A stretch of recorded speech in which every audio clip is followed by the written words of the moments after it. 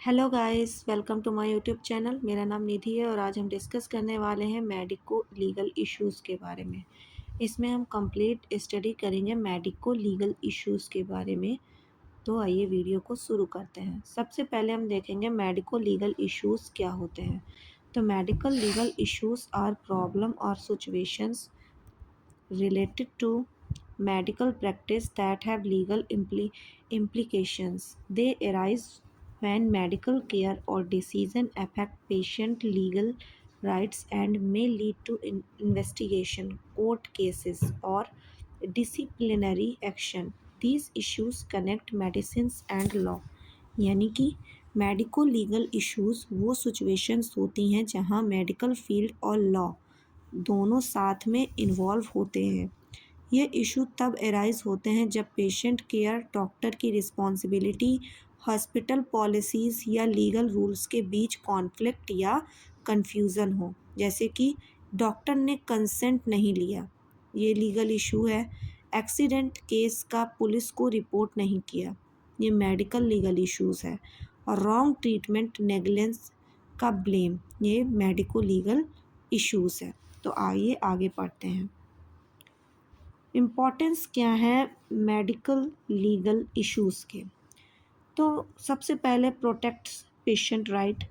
ये पेशेंट के राइट्स को बढ़ावा देता है और उनके राइट्स को प्रोटेक्ट करता है। Ensure safe and ethical medical practices, यानी ये सेफ़ और इथिकल मेडिकल प्रैक्टिसेस को इंश्योर करता है, सेव करता है। Avoid negligence and mall practice cases, ये मतलब कि जिन डॉक्टर्स या नर्सेज या मेडिको रिलेटेड स्टाफ की प्रैक्टिस नहीं होती है उनको माल प्रैक्टिसेस केसेस होते हैं, उनको अवॉइड करता है। नेग्लिजेंस का मतलब होता है गलती, तो ये उनको भी अवॉइड करने में मदद करता है। Next, provide legal protection and to health care workers, ये एक तरीके का लीगल प्रोटेक्शन प्रोवाइड करता है हेल्थ केयर वर्कर्स को। क्लियर है? हेल्थ केयर वर्कर्स से, ठीक है। मेंटेन प्रोफेशनली अकाउंटेबिलिटी, ये प्रोफेशनल अकाउंटेबिलिटी को भी मेंटेन करता है। कॉमन मेडिकल लीगल इश्यूज़ क्या है? मेडिकल नेग्लिजेंस क्या है? मेडिकल नेग्लिजेंस मतलब डॉक्टर, नर्स या हॉस्पिटल की ऐसी ललकार या फिर गलती जिससे पेशेंट को नुकसान हो और वो गलती रिस्पॉन्सिबल स्किल्स या केयर के स्टैंडर्ड के अगेंस्ट होती है। सीधी बात में डॉक्टर ने जो किया वो एक कॉम्पिटेंट डॉक्टर रीजनेबली नहीं करता और पेशेंट यूज़ उसे हार्म हुआ, यानी पेशेंट को उससे हार्म होता है, वो आपके मेडिकल नेग्लिजेंस के अंदर आ जाता है। ये जैसे कि आप एग्ज़ाम्पल ले सकते हो कि डॉक्टर ने आपको रॉन्ग मेडिकेशंस दे दिए, performing surgery on a wrong site, यानी डॉक्टर को सर्जरी करनी थी लेकिन उसने किसी और जगह से कर दी। या फिर failure to diagnosis disease in a time, यानी कि आपका डायग्नोस फेल हो गया डिसीज़ का at the time. Poor monitoring of patient condition, या फिर आप अपने पेशेंट की मॉनिटरिंग ठीक तरीके से नहीं कर सकते हैं। दूसरा आपका है कंसेंट। कंसेंट क्या होता है? कंसेंट का प्रॉब्लम, यानी कंसेंट का मतलब पेशेंट की परमिशन। क्लियर है? Consent is permission given by patient for examination, treatment and procedure, यानी कंसेंट का मतलब होता है मतलब परमिशन जो आपको पेशेंट से लेनी है, किसके लिए? एग्जामिनेशन करने के लिए, ट्रीटमेंट करने के लिए या फिर किसी प्रकार का प्रोसीजर करने के लिए। ये इम्पेल्ड कंसेंट होता है जिसमें आप रूटीन एक्टिविटीज़ परफॉर्म करते हो, उसमें आपको पूछना होता है पल्स एग्ज़ामिनेशन, ये सारी चीज़ें, बीपी हो गया, टेम्परेचर हो गया, रिस्पायरेशन रेट हो गया, ब्लड प्रेशर हो गया, ये सब आप इम्प्लिड कंसेंट के बीच में डिटेक्ट करते हो। नेक्स्ट है वर्बल कंसेंट। वर्बल कंसेंट आपका एक तरीके का माइनर प्रोसीजर होता है। क्लियर है? इसके अंदर आप माइनर प्रोसीजर्स के लिए आप लोग वर्बल कंसेंट ले लेते हो। रिटन कंसेंट, रिटन कंसेंट का मतलब होता है सर्जरी, एनेस्थीसिया, ब्लड ट्रांसफ्यूज़न के लिए जब आप रिटन कंसेंट लेते हो, वो सारी चीज़ें। नेक्स्ट, इन्फॉर्म्ड कंसेंट, यानी patient understand risk, benefits and alternatives, ये सब के लिए आप इन्फॉर्म्ड कंसेंट लेते हो। जैसे इसके लिए लीगल एक्शंस होते हैं, treating a patient without consent. इसके लिए लीगल क्या है, इल्लीगल क्या है, सॉरी, इल्लीगल क्या हो सकता है, जब आप पेशेंट की परमिशन के बिना कोई प्रोसीजर, कोई एक्टिविटीज़ आप पेशेंट के ऊपर परफॉर्म करते हो तो वो इल्लीगल माना जाता है।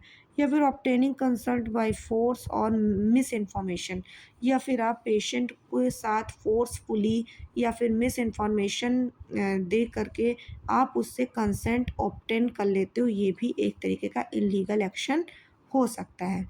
नेक्स्ट होगा आपका कॉन्फिडेंसली। कॉन्फिडेंसली में क्या होता है कि पेशेंट की पर्सनल इंफॉर्मेशन किसी को शेयर नहीं की जाती है, यानी पेशेंट की पर्सनल इंफॉर्मेशन किसी को शेयर करना लीगल ऑफेंस हो सकता है। हेल्थ केयर वर्कर को पेशेंट प्राइवेसी मेंटेन करनी होती है।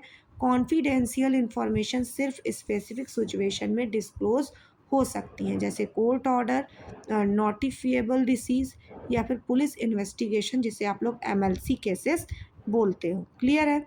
तो इसके अंदर हमें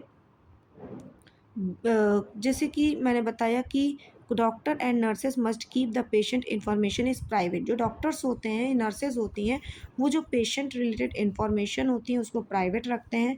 ब्लीच ऑफ कॉन्फिडेंसली इंक्लूड, इसमें sharing the patient detail without permission. आप पेशेंट की परमिशन के बिना पेशेंट रिलेटेड डिटेल्स आप किसी को भी शेयर नहीं कर सकते हो।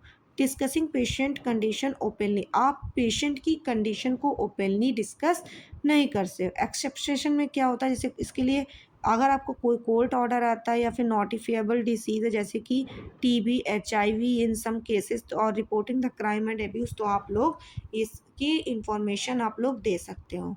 नेक्स्ट है assault and battery in health care. अगर पेशेंट की इसमें ये क्या होता है, अगर इसमें क्या होता है कि अगर पेशेंट की परमिशन के बिना कोई प्रोसीजर या टच किया जाए तो लीगल इशू बन सकता है। जैसे बैटरी, बैटरी का मतलब होता है बिना परमिशन पेशेंट को टच करना। क्लियर है?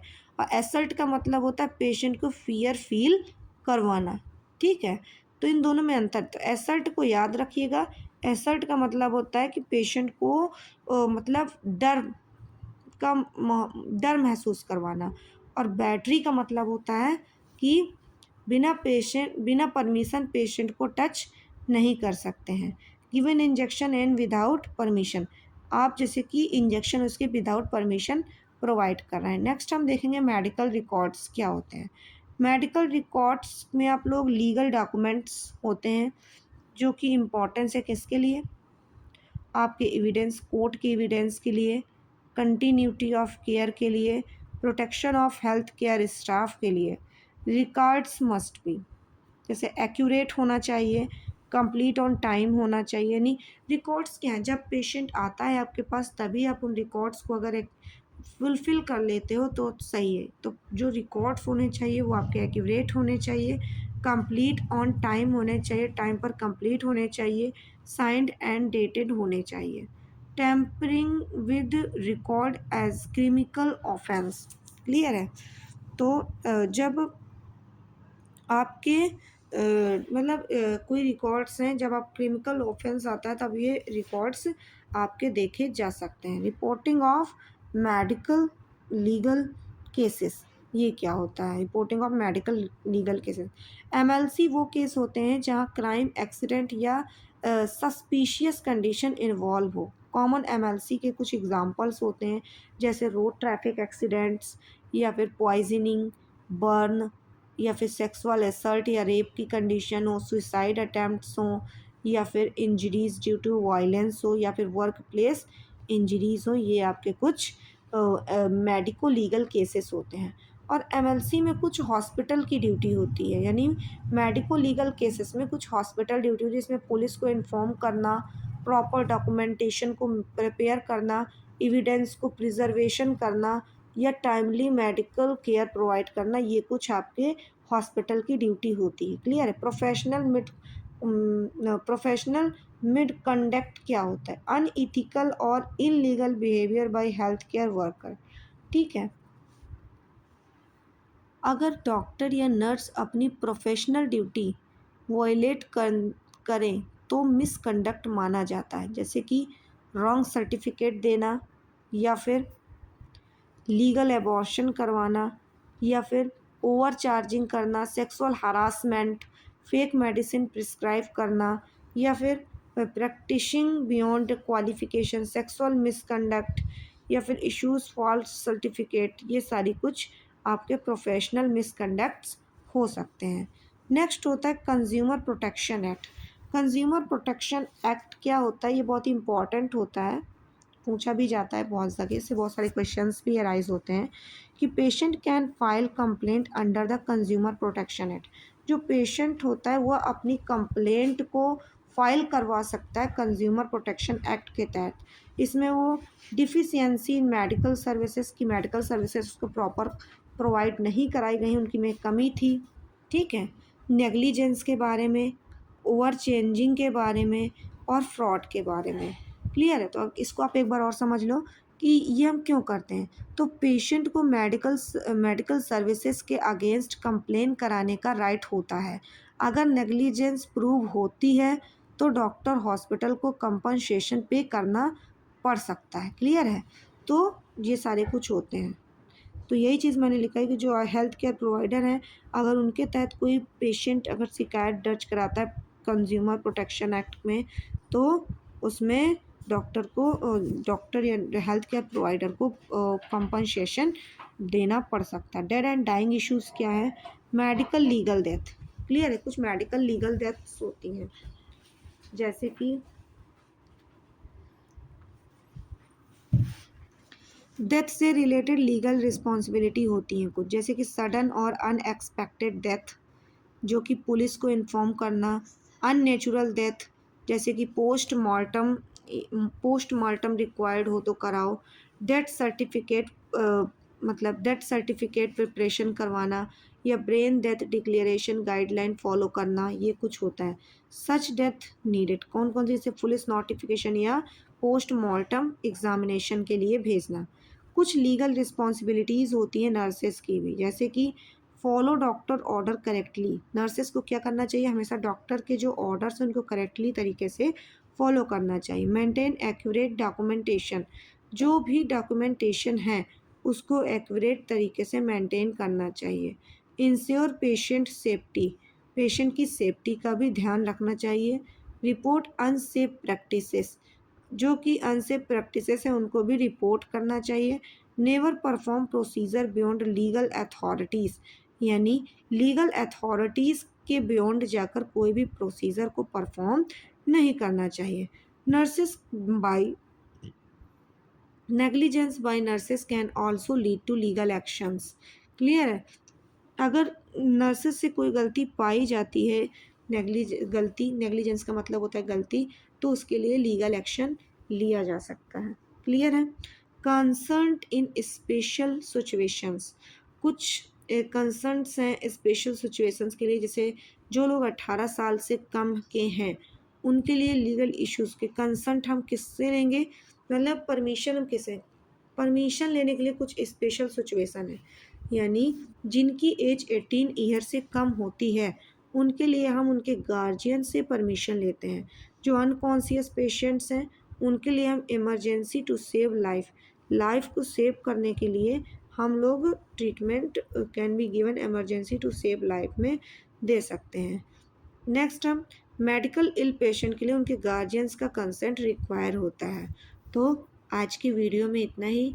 यदि आपको मेडिकल लीगल इश्यूज़ से रिलेटेड सारे डाउट क्लियर हुए हों तो मेरे चैनल को लाइक करें, सब्सक्राइब करें एंड बेल आइकन को प्रेस करें। Thank you.